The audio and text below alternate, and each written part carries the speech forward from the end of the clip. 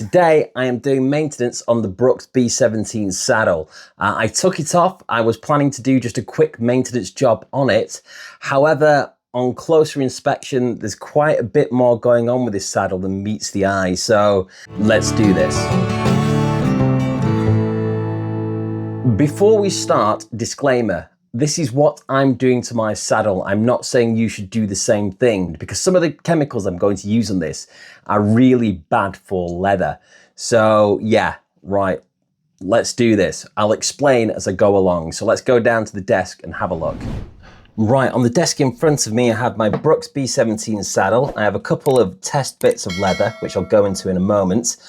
We also have, well, I'll come back to that. This is essentially WD-40, it's just not branded.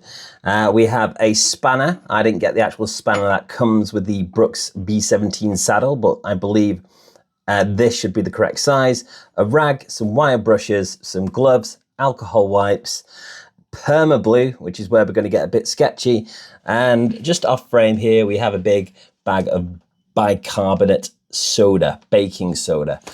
So with the Brooks B17 saddle, I took it off the bike and this is what it looks like underneath.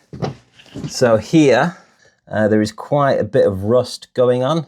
Bars are coated in what looks to be like a powder coating, heat treated, and there is exposed metal where it's rubbed away, where it's been meeting the seat post. So we're getting some superficial rust there. So I'm not too concerned about that, but while we're on it, we're going to treat that. So the rivets, I mean, I'm not hugely concerned about them. However, I mean, that one there, actually, you can see that one is in a bad way. That is kind of starting to, it looks like it's almost breaking down a little bit.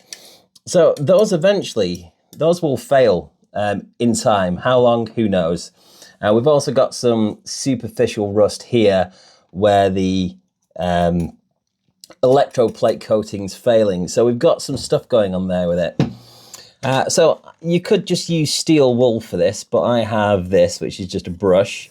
And what I'll be using is a bit of WD-40. Now, what I don't want to do is get WD-40 on the leather. I'm not going to get into the whole debate about what you can and can't put on leather. If you want to put WD-40 in your leather, go for it. I'm not going to do that. So what I'll be doing is applying the WD-40 directly to the brush and then just scrubbing that away. And eventually what that'll do is remove all the rust from this, and then it'll start to look a little bit better. So yeah, so the first step is get all this rust off, because this essentially is just an acid. So you don't really want to get that on your leather. And to neutralize it, we'll be using the baking soda, which again, isn't great for leather because baking soda will dry and crack leather out. You know, if it just touches it once, I don't think it's going to be a problem, but this is where you may not want to do this on your particular saddle. So, right, let's go and try not to make a mess, eh? You can tell my wife's on holiday when we're doing stuff like this inside. I might be doing this a little bit clumsily, but also I'm trying to film it for you guys as well. This is going to take some of the powder coating off, but whatever comes off is probably half hanging off anyway. Right, let's get into these little rivets here and get all this stuff off as well.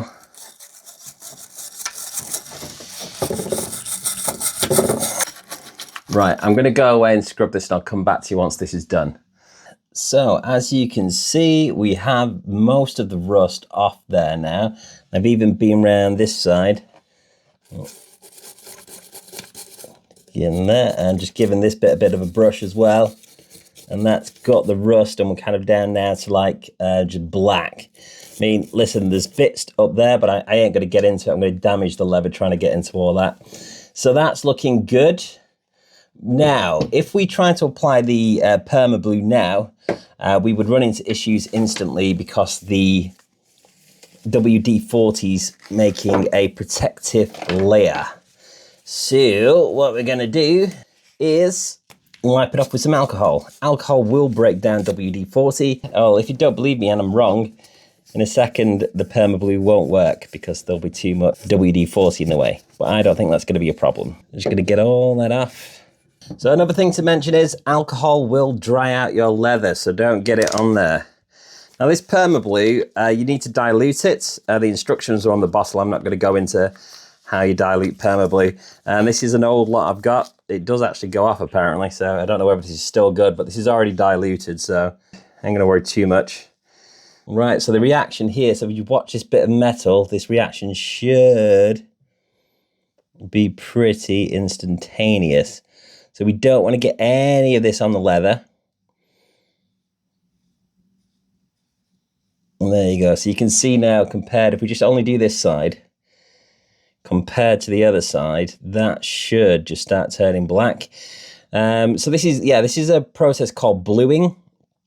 And you can do it two ways. You could do it chemically, by chemically treating the metal like we are here, or the way blacksmiths used to do it as far back as like even the Vikings or anybody who was working with iron, is they would heat up the metal and then they would plunge it into oil, and that would make the same effect. And yeah, it was called bluing because it leaves a kind of like a bluey kind of finish. For all intents and purposes, it looks black, but there you have it.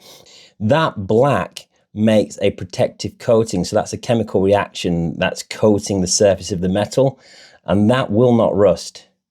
So where all that scrapes off now, even though that was superficial and we could perhaps have left it, that should now not rust any further. That should be protective enough.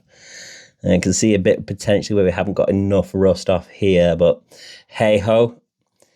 All right, so we'll do the other side now. I would have your bicarbonate soda on hand ready to go, just in case you get it on the leather, because you don't want to get this stuff on the leather. It's acid.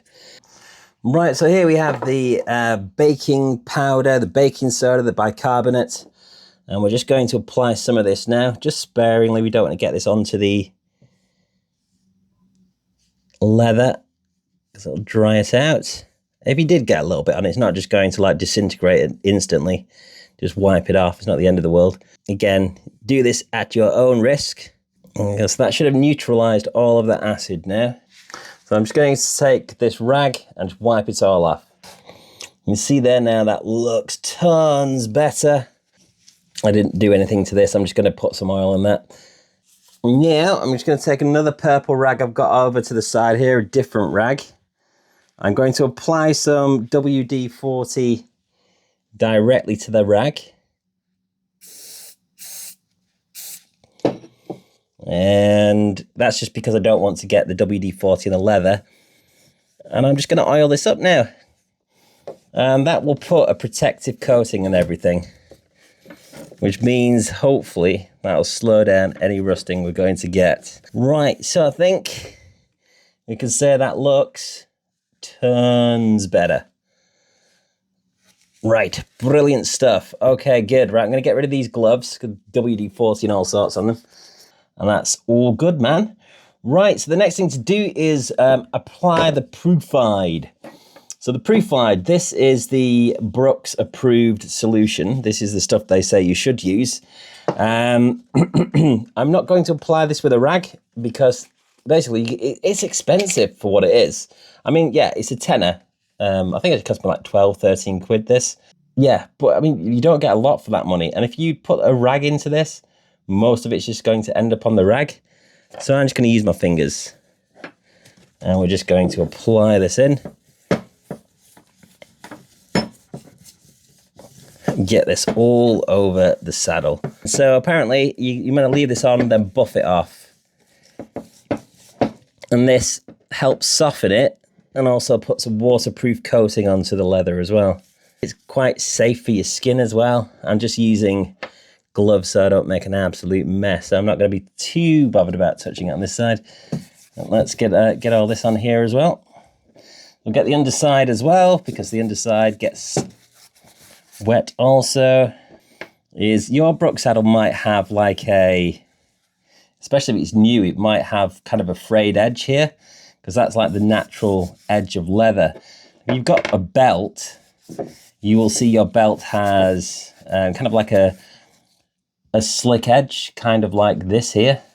And that's called burnishing. It's a burnished edge. And you could achieve that with something like this. So this is like a little burnishing tool. So I might just give this a burnish while we're at it as well. And all you do is you see this little groove here. This is for burnishing, so you can just burnish the edge. And it's a purely aesthetic thing. And I suppose it will give you some protection by sealing that edge up as well, because it does give a nice seal. But it just gets rid of the frayed edge as well. So, you know, whilst you're doing this, you could also burnish your saddle, depending on what look you like, just to get a nice burnished edge. Right, so we'll put this off to one side, just let some of this stuff just soak in. Off that goes. A few moments later. Right, so this stuff's been soaking in for long enough for me. Anyway, I'm more than happy with that. I also gave it a quick treatment on top not so long ago, so I'm not too bothered about letting that soak in anymore. So I'm just going to buff this off. So I've got another rag here, and we'll just get into buffing.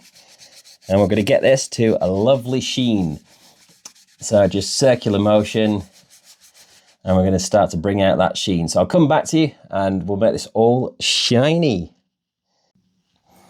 And here we are, we're back. So we've now buffed that up to a lovely shine, and she is looking very nice, if I do say so myself. Right, let's do a little experiment now. Let's just see how good this Proofide is. So what I'm going to do is I'm just going to pop a little bit on this leather. We'll just pop some on this one side here. We'll try wetting this side and wetting that side, and we'll see what happens. We'll put this one off over to the side, just leave that to dry. A few moments later. Right, let's just try, shall we? So I've got a little ramekin here. Let's just see what happens if we just put a little drop of water on this side. Boop. And a little drop of water on that side. Boop. Let's just see what happens there. Let's bring you in closer. So you can see instantly there where the leather's gone darker. The water is actually soaking straight into the leather where there's no Proofide, so it's gone dark. However, on this side where the Proofide is, it stayed light. So it just shows that this stuff works. And if I go sideways and just drip that off, there you go, look, barely even. Yeah, there's no evidence that water was ever there. And then on this side, there you go. So the water's absorbed into there. So that shows the Proofide is doing its job. So cool. There you go. So that shows that this is waterproof and it does the job. Righty-ho. The reason I've got this other bit here as well is I want to show you something. This is the reason that you don't want to lean your Brooks saddle up against something. So leather is great for stamping and putting little marks into. I've got a whole kind of leather working kit downstairs, and this is just a random little butterfly. Now, the reason you don't want to lean your Brooks saddle up against anything, especially if it's wet or after it's been just treated with Proofide, is because of this. Boom. There you go. So I haven't done it too hard, because I don't want to damage my desk. But you see that there? That's a little butterfly now in the leather. And that will stay there forever. That isn't ever coming out. And that's what makes leather so great to work with. You might see all these great ornate belts and things. And it takes stamps extremely well. But that means that if you've got a saddle that's made of leather and you lean it up against like a fence or something, and the fence is kind of digging into it, you're going to end up with a mark in your saddle forever. So yeah, it's extremely great to work with leather. However, it's, you know, it's a natural product, so you've got to bear that in mind. Tensioning, that's a thing. Now, I quite like my saddle to be nice and loose. However, I've not tensioned it at all. Now, clockwise is tight and anti-clockwise is loose. You don't want to do too much of this because you can over-tension the saddle. So, also, once you overdo it, it's difficult to kind of walk this back. I've got a few different size spanners here because I'm not sure what it is. Also, as well, mine did not come with the little official spanner when I got it, which is a bit of a pain. For demonstration purposes, we'll use this. I hate doing this because there's one way to kind of mar up a bolt. It's doing this. You can make it look pretty nasty. Let's just, oh, there she goes. Yeah, oh, she's quite loose anyway. There we go. That was easy enough. That actually did quite a good job and it didn't really damage it. Yes. So, yes, as I was saying, You don't want to overdo this, just a little bit. If you over tension this thing, you're going to do more harm than good. So just err on the side of caution. So the next thing to do is just pop this back on the bike, because that is done. So we now no longer have rust on these bars. These bits are fairly clean. I put a bit of WD-40 on them, and I just got a little bit of the Proofide on it as well. That'll add some protection. We got the rust off the front of here, so that just came off with a wire brush. It's just where some of the plating has kind of failed slightly. Unfortunately, that happens. It's in the rain a lot. It just rains here constantly. And look at that saddle. Ooh, shiny. So there we have it, an extreme maintenance of the Brooks B17 saddle. And look at that now, wow. Doesn't that look good? She looks super shiny. That's the good thing about leather. You couldn't bring back a synthetic seat in that manner. I mean, once a synthetic seat's gone, it's gone. Leather, even if it looks terrible, if it's in a bad way, with a bit of Proofide and a bit of love, you can get it to look lovely just like that. And look, all that rust is gone now. You wouldn't even know that rust was there on the bottom. And yeah, just a bit of protection there.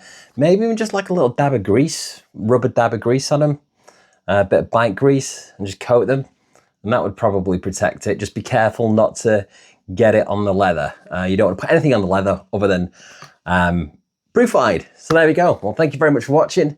And look at that. I'll catch you on the next one. All right. Bye-bye.